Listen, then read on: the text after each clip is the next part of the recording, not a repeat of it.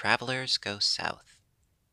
One night a maple tree, the very one under which Mr. Red Squirrel sat when he first came to the forest, dreamed of her winter resting time, and when she awakened early in the morning she found that her leaves were turning yellow.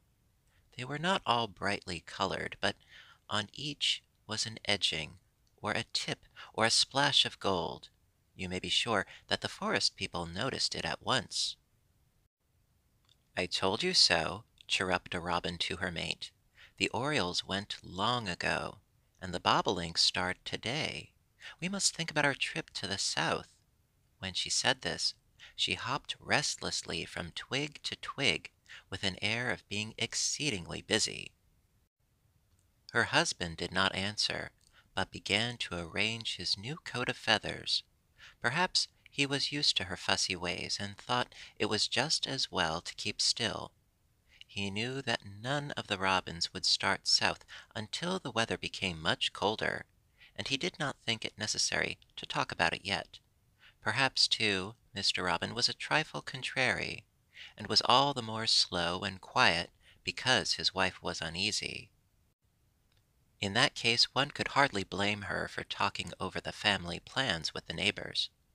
Later in the day a bobolink came up from the marsh to say good-bye. He had on his traveling suit of striped brown, and you would never have known him for the same gay fellow who during the spring and early summer wore black and buff and sang so heartily and sweetly. Now he did not sing at all, and slipped silently from bush to bush, only speaking when he had to. He was a good fellow, and everyone disliked to have him go. Mrs. Cowbird came up while they were talking. Now that she did not care to lay any more eggs, the other birds were quite friendly with her. They began to talk over the summer that was past, and said how finely the young birds were coming on. "By the way," said she, in the most careless manner possible, "I ought to have a few children round here somewhere. Can anybody tell me where they are?" Mrs. Goldfinch looked at her husband, and he looked at the sky. The warblers and the vireos, who had known about the strange egg in the goldfinch's nest, had already left for the winter, and there seemed to be no use in telling their secret now, or quarreling over what was past. Some of the other birds might have told Mrs. Cowbird a few things, but they also kept still. "It is a shame," she said. "I never laid a finer lot of eggs in my life, and I was very careful where I put them. I wish I knew how many there were, but I forgot to count. I've been watching and watching for my little birds to join our flock. I was sure I should know them if I saw them. Mothers have such fine feelings, you know, in regard to their children." As though she had any right to say that. The mourning doves were there with their young son and daughter, and you could see by looking at them that they were an affectionate family. "We shall be the last to go south," they cooed. "We always mean to come north in the very early spring and stay as late as possible. This year we came much later than usual, but it could not be helped." They had spoken so before, and rather sadly. It was said that they could tell a sorrowful story if they would, but they did not wish to sadden others by it, and bore their troubles together bravely and lovingly. "How do the new feathers work?" asked a crow, flying up at this minute and looking blacker than ever in his fall coat. Then all the birds began to talk about dress. As soon as their broods were raised, you know, their feathers had begun to drop out, and they had kept on molting until all of the old ones were gone and the new ones on. When birds are molting, they never feel well, and when it is over, they are both happy and proud.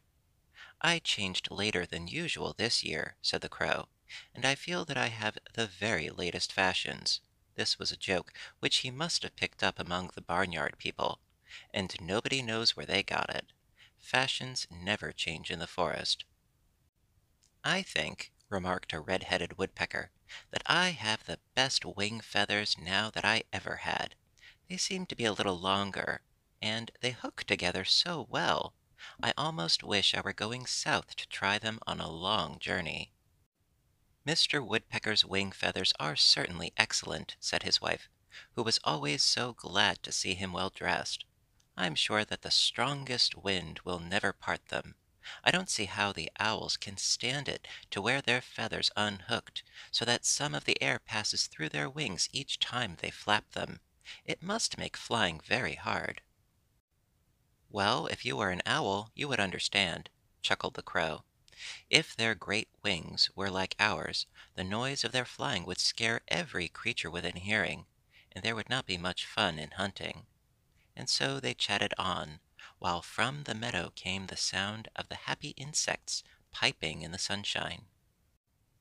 It was chilly now at night and in the early morning, and they could only give concerts only at noonday. The next day the wild turkeys came, and there was great excitement in the forest. The squirrels were busier than ever, storing up all the acorns that they could before the newcomers reached the oak trees, and the blue jays were so jealous of the turkeys that they overate every day for fear that there would not be enough to go around, as though there were any danger. The ground hog was getting so sleepy now that he would doze off while people were talking to him, and then he would suddenly straighten up and say, "Yes, yes, yes, don't think that I was asleep, please. The colors of the trees are so bright that they tire my eyes, and I sometimes close them." The dear old fellow really never knew how he had been nodding. The snakes, too, were growing dull and slow of motion, while the bats talked freely of hanging themselves up for the winter. The grouse and quail made daily trips to the edges of the grain fields, and found rich picking among the stubble. You could almost fancy that they came home each night fatter than when they went away in the morning. Life went on in this way for many days, and the birds had all stopped singing. There were no more happy concerts at sunrise, and no more carols at evening, only chirpings and twitterings as the feathered people hopped restlessly from one perch to another. All could see that they were busily thinking and had no time for music. The truth was that each bird who was not to spend the winter in the forest felt as though something were drawing, drawing him southward. It was something they could not see or hear, and yet it was drawing all day and all night. They spoke of it often to each other, and the older birds told the young ones how before long they would all start south and fly over land and water until they reached their winter home. "How do we know where to go?" asked the children. "All that you have to do," the older one said, "is to follow us." "And how do you know?" they asked. "Why, we have been there before," they answered, "and we can see the places over which we pass.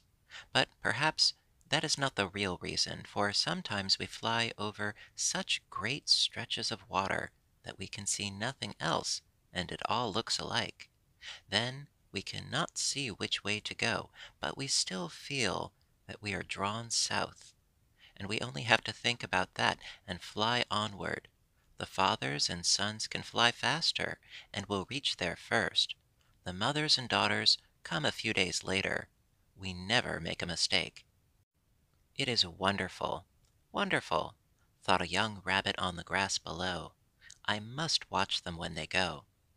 The very next morning the forest people awakened to find a silvery frost on the grass, and feel the still air stirred by the soft dropping of damp red, brown, and yellow leaves from the trees. Over the river and all the low land near it hung a heavy veil of white mist. "It is time," whispered the robins to each other. "It is time," cooed the mourning doves. "It is time," cried the cowbirds in their hoarse voices. All through the forest there was restlessness and quiet haste. The juncos had already come from the cold Northland and were resting from their long flight. The groundhogs, the rabbits, and the squirrels were out to say goodbye. The owls peeped from their hollow trees, shading their eyes from the strong light of the sun, and then the travelers went. The robins started in family parties. The mourning doves slipped quietly away.